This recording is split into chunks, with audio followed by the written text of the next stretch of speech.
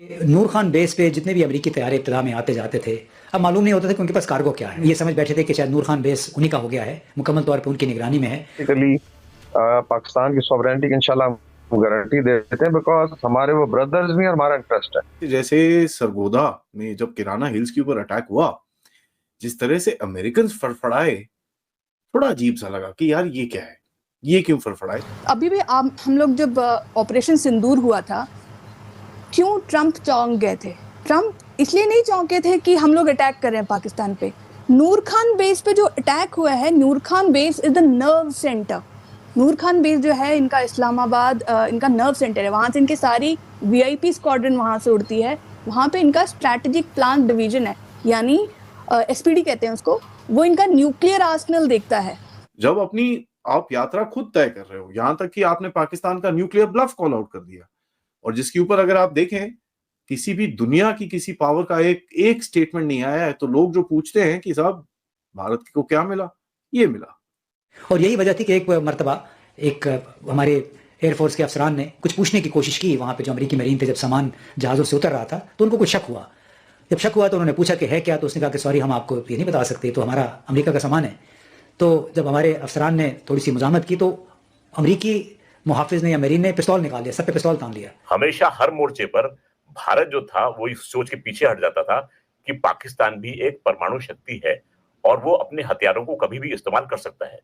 वही रीडिंग अब बार बार आ रही है, और एक दिन में 3-3 अर्थक्वेक आना, इसका मतलब है कि हो सकता है कि छोटे इंटेंसिटी के अभी भी बॉम्ब फट रहे हैं। इस समय प्रश्न ये उठता है कि क्या वाकई में पाकिस्तान के पास में न्यूक्लियर वेपन थे कि केवल वो। हाँ, ये बड़ा प्रश्न हो रहा है और सभी लोग ये पूछ रहे हैं इस समय। जी सर, मेरा मानना ये है कि पाकिस्तान के पास में केवल धोखा था और कुछ नहीं था।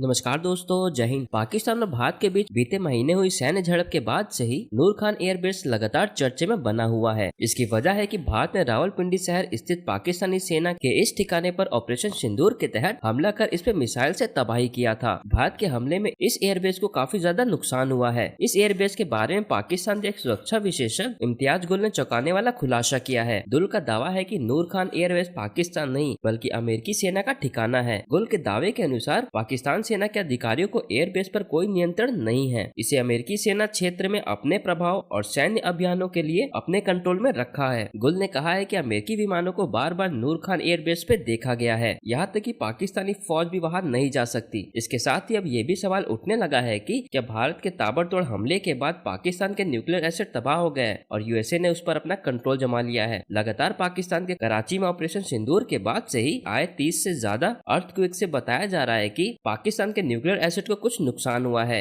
ने ऑफर कर दिया है पाकिस्तान को बाय करने के लिए।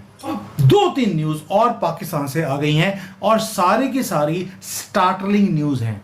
सबसे पहले तो ब्रेकिंग न्यूज है, एक इस्लामाबाद से और दूसरी कराची से। युद्ध को रुके अभी 25 दिन से ज्यादा हो गया है, अभी भी कराची में आज एक दिन में 3 छोटे छोटे झटके यानी कि अर्थक्वेक्स आए हैं।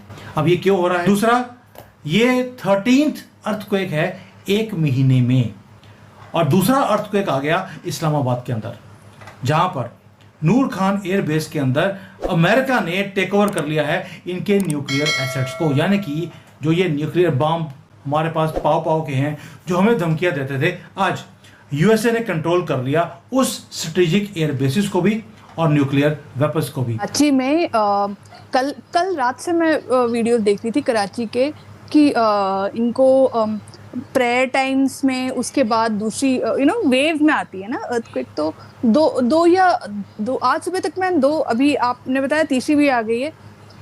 तो कराची में इतनी अर्थक्वेक्स होती नहीं है। लास्ट अर्थक्वेक जो बड़ी रिपोर्ट हुई है 2013 में, उससे पहले 2001, उससे पहले 1945। तो आप फ्रीक्वेंसी देख ही रहे हैं कितनी कम रही है। ऊपर से ये वाला ज़्यादा बड़ा नहीं था, लेकिन फिर भी 3.6 रिचर स्केल पे मेजर करता है, और ये कैदाबाद के आसपास हुआ है। तो क्या हुआ कि जो कराची के लोग हैं जिन्होंने ये वीडियोस अपलोड की, वो खुद बोल रहे हैं कि इट इज़ अनयूजुअल कि कराची में अर्थक्वेक हो। तो इससे पहले आई रिमेंबर लास्ट टाइम हम लोगों की वो डिस्कशन थी जो न्यूक्लियर आर्सेनल पे, I think you were the first to post on it, है ना? तो न्यूक्लियर आर्सेनल, अर्थक्वेक, और फिर पीएम ने भी बोला था कि वहाँ पे अर्थक्वेक आ गए, किराना हिल्स, लेकिन वो तो किराना हिल्स की बात हो रही थी। तो anyways point is these earthquakes are unusual. ये मैं खुद, जो पाकिस्तानी अगर खुद बोल रहे हैं तो इसमें और भी कुछ हो रहा है, क्योंकि कराची इनका बिगेस्ट एंट्री पॉइंट है ट्रेड का। पर लोहेरा जी, मैं क्यों बोल रहा हूँ, कराची हो या कहीं भी हो, जो रिक्टर स्केल के ऊपर इनके जो अर्थक्वेक्स आ रहे हैं वो उतनी ही इंटेंसिटी की है जैसे एक न्यूक्लियर बॉम्ब जब फटता है तो वो भी रिक्टर स्केल के ऊपर 3.5, 4, 4.25 के आसपास ही होता है।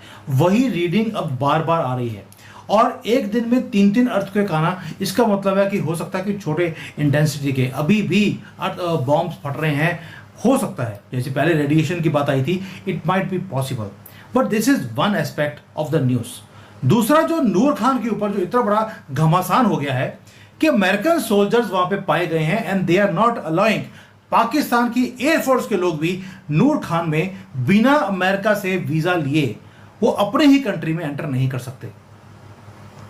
That is a very interesting confession by an air force officer. और जो जहाँ तक मैं समझ रही हूँ, ये एक पुराना इंसिडेंट है जहाँ पे इन लोगों ने इनको बोला था कि हम लोग कुछ भी ला सकते, क्योंकि मैं आपको बताती हूँ 2001 से तकरीबन ऑलमोस्ट 5 to 6 years अमेरिका का ये परमानेंट बेस हुआ करता था।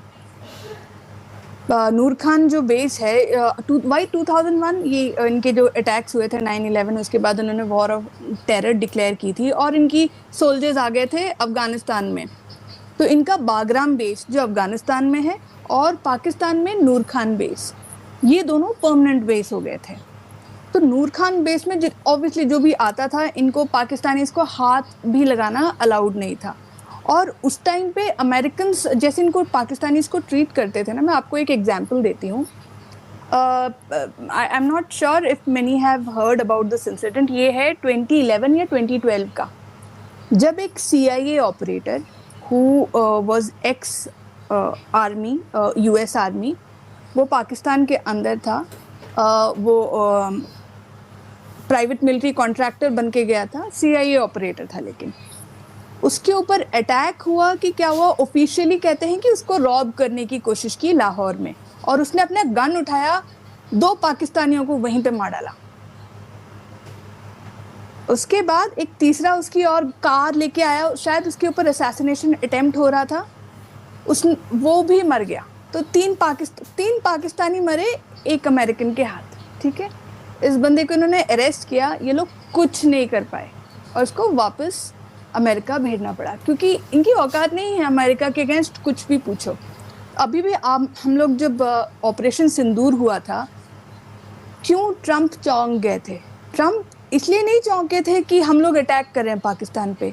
नूर खान बेस पे जो अटैक हुआ है, Noor Khan base is the nerve centre. Noor Khan base जो है इनका इस्लामाबाद, इनका नर्व सेंटर है। वहाँ से इनकी सारी VIP स्क्वाड्रन वहाँ से उड़ती है। वहाँ पे इनका स्ट्रैटेजिक प्लान डिवीजन है, यानी SPD कहते हैं उसको। वो इनका न्यूक्लियर आर्सेनल देखता है।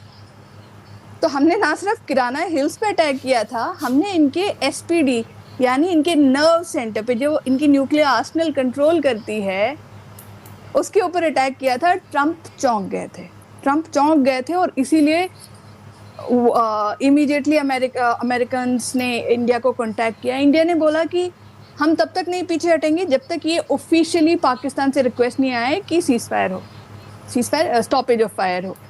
तो फिर अमेरिका ने बोला ये नहीं हो सकता, तुम नूर खान बेस को भी इन लोगों ने उड़ा दिया है। अब पाकिस्तान को उन्होंने फिर प्रेशर